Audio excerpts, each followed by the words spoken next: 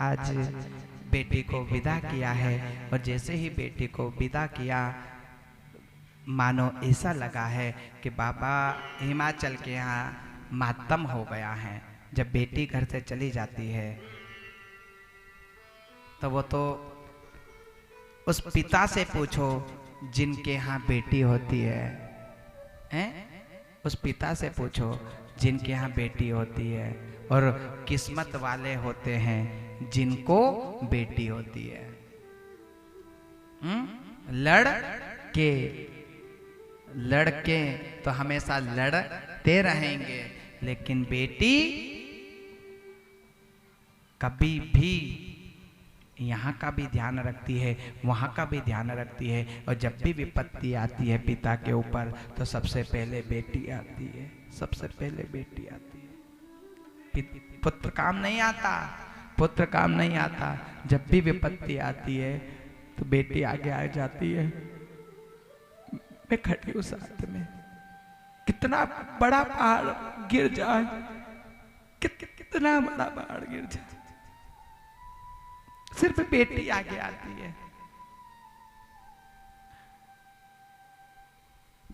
याद रखना मात्र शक्ति हो, यहां जितने भी बेटी है, जो भी सासू है, अगर अपनी बहू को भी बेटी की तरह संभाल कर रखना चाहिए, क्योंकि ये भी किसी और की बेटी है।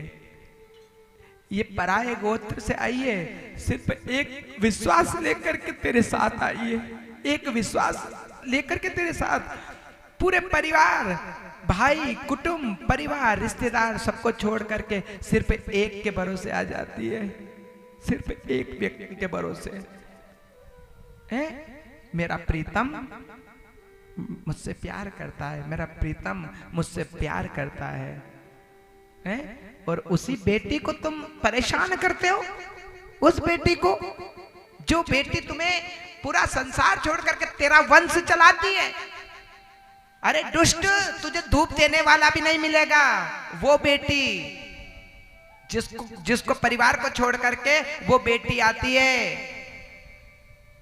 किसके भरोसे? सिर्फ एक व्यक्ति के भरोसे आ जाती है, और उस बेटी को दुख देते हैं। जो यहाँ बेटी है मात्र शक्ति हो, जो भी बहू है, अपनी बहू को सिर्फ अपनी बेटी समझ करके रखना चाहिए। क्यों? क्योंकि आज तुम बहू हो, तुम भी किसी की बेटी थी और बेटी रहोगी।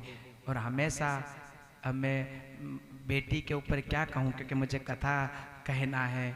अब बेटी का दुख तो उसे होता है जिसे बेटी होती है,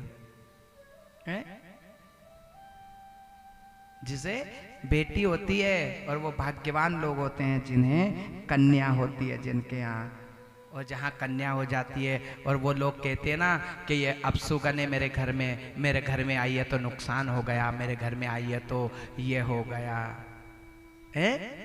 वो दुष्ट लोग रहते हैं, वो पापी लोग रहते हैं जो बेटी को नहीं समझते। अरे बेटी वो है कि तेरे घर के, जिस दिन तेरे घर पे एक श्रीफल लगा करके और कलश रख करके और आम के पत्ते लगा करके कलश रख करके चली जाती है, तो उसके घर में लक्ष्मी विराजमान हो जाती है। और वही लड़का अगर सिर पे घड़ा लेकर के चल जाता है तो वो मरघट पे पहुंचा देता है।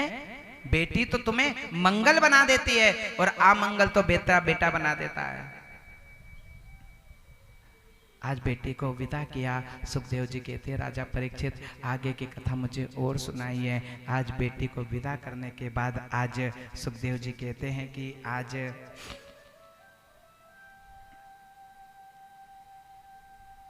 आगे की